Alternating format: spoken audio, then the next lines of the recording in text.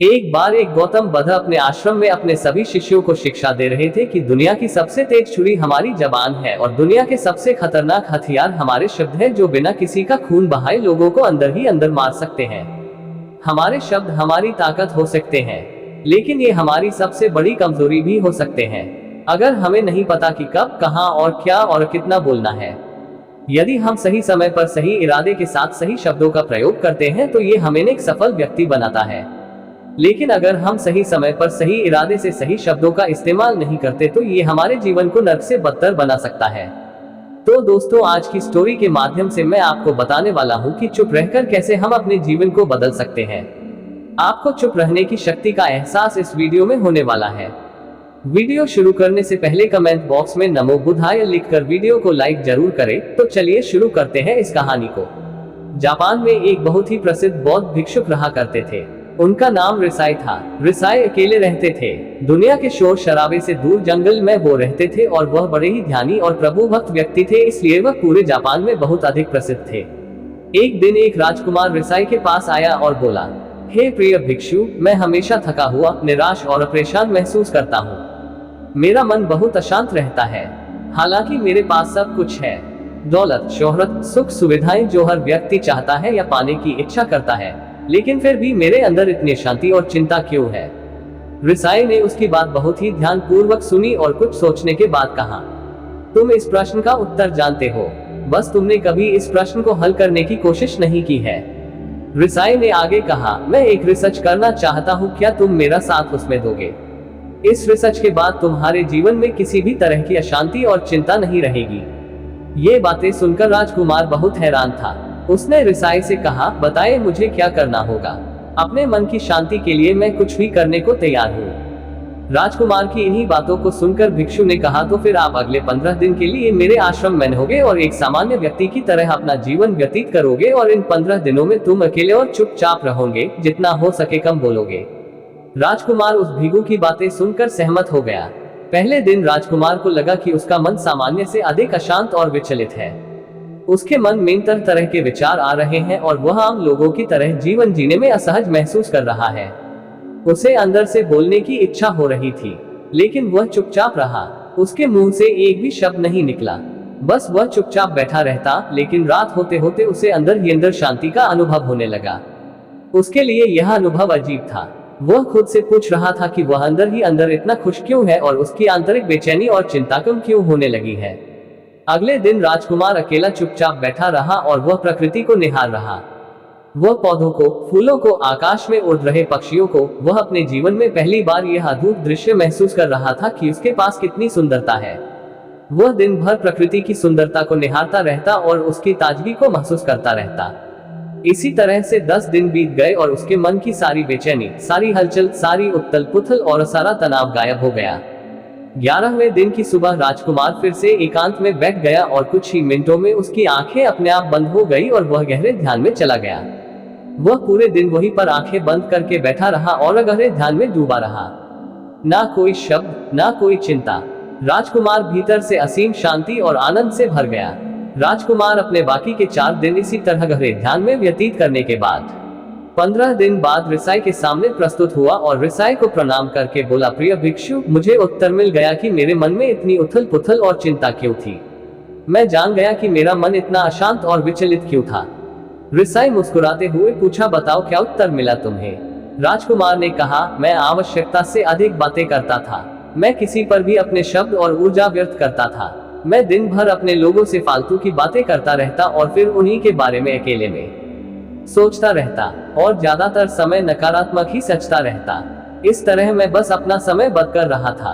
ज्यादा बोलने और नकारात्मक सोचने की वजह से मेरा मन अशांत और बेचैन हो गया था और इसी वजह से मैं किसी भी काम को ठीक से नहीं कर पा रहा था, जिसकी वजह से मैं हर काम में असफल होने लगा और फिर इन्हीं लगातार मिलने वाली असफलताओं की वजह से ही मैं और भी उदास और चिड़चिड़ा हो गया। इन्हीं सभी चीजों की वजह से मेरा जीवन नष्ट हो रहा था। लेकिन यहाँ पर बिताए हुए 15 दिन मेरे लिए पूरी तरह से अलग थे। मुझे कुछ अलग ही एहसास यहाँ पर हो रहा था। अब मुझे ऐसा लग रहा है मैं अपना जीवन पूरी तरह से जी रहा हूँ, लेकिन इससे पहले मैं अपना जीवन गलत तरीके से जी रहा था और मैंने ये भी सीखा कि हमें सिर्फ ध्यान करने की जरूरत नहीं है। ध्यान अपने आप होता है जब हम इस शांत और मौन होते हैं। ध्यान के पिछले कुछ दिनों के दौरान मैंने जो पहली चीज सीखी वही ये है कि मनुष्य के जीवन के सबसे महत्वपूर्ण घटना स्वयं को जानना है। ये सुनकर रिसाई ने कहा, सिर्फ तुम ही नहीं, दुनिया में ज्यादातर लोग जरूरत से ज्यादा बोलते हैं। आज भी लोग ज्यादातर समय केवल एक दूसरे को नीचा दिखाने के लिए ही बोलते हैं। कुछ लोग ना चाहते हुए भी बातें करते हैं और अपना जीवन बर्बाद कर लेते हैं। रिसाई ने राजकुमार को चुप रहने का महत्व समझाते हुए कहा, एक बार नौ गौतम बुद्ध से उनके शिष्यों ने पूछा, प्रिय बुद्ध, आप ज्यादातर समय चुप क्यों रहते हैं? बुद्ध ने कहा, क्योंकि चुप रहने से व्यक्ति अंदर से अनंत शांति की गहराइयों में होता हूँ। मौन अपने भीतर उतरने की पहली सीढ़ी है। मौन के बिना स्वयं को जानना असंभव है। स्वयं को जानने और समझने का पहला नियम है कि मौन हो जाओ, उतना ही बोलो जितना अत्यंत आवश्यक हो, बेफिजूल की बातें करना छोड़ दो। तुम अचानक पाओगे कि 90% से भी ज्यादातर लोग व्यर्थ ही ज्यादा बोलकर अपना समय बर्बाद कर रहे हैं। ना बोलने का कोई भी नुकसान नहीं है, लेकिन यदि आप ज्यादा बोलते हैं तो आप अत्यधिक गलती कर देते हैं। अगर व्यक्ति कम बोलना शुरू कर दे दो, दुनिया की 90% मुसीबतें कम हो जाएगी, झगड़े फसाद कम हो जाएंगे, उपद्रव कम हो जाएंगे, अदालतें कम हो जाएगी। अगर लोग थोड़ा चुप रहना सीख लिए, संसार की बहुत सारी समस्याएं हैं, बहुत सारा उपद्रव सिर्फ बोलने से पैदा होते हैं। सारी बात मौन सीखने की है। जब तुम नहीं बोलते तब तुम एकांत में अकेले हो गए, भरे बाजार में भीड़ में खड़े हो नहीं बोलते, हिमालय के शिखर में पहुंच गए।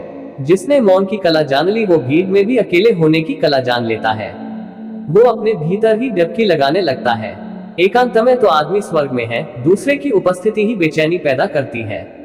पहले तुम्हें चुप रहने की शक्ति को धारण करना होगा। इससे तुम अधिकतर ऊर्जा को बचा लोगे और फिर इस स्थिति में पहुंच जाओगे कि तुम कम बोलने लगोगे।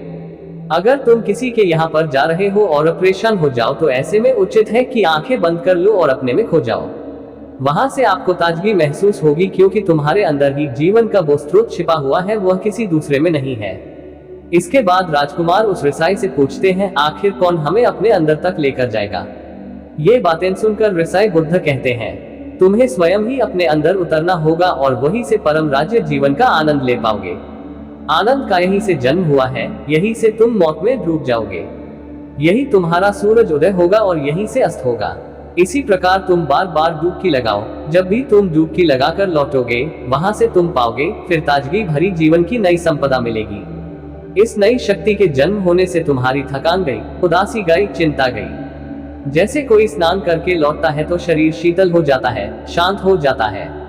ऐसे ही जब कोई भीतर से साफ होकर वापस आता है, मौन में स्नान करके लौटता है, तो समस्त अस्तित्व, समस्त व्यक्तित्व शांत और मौन हो जाता है, आनंदित हो जाता है।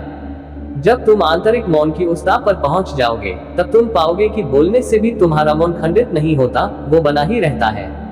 उसकी एक अंतर्धारा लगातार तुम्हारे भीतर बहती रहती है। तुम बोलते तो हो, तुम शब्द का उपयोग भी करते हो, लेकिन वो तुम्हारे मौन को खंडित नहीं कर पाती।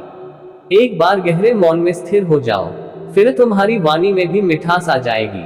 तुम्हारा बोलना संगीत पूर्ण होगा, तुम्हारा बोलना सत्य होगा। तुम बोलोगे तो दूसरों पर भी शीतलता छा जाएगी। जैसे ही तुम अंदर से चुप होते हो, तुम इतने शक्तिशाली होने लगते हो कि समाज की निर्भरता तुम छोड़ने लगते हो और तुम्हारे जीवन में एक मस्ती आती है जो केवल दीवानों के जीवन में होती है।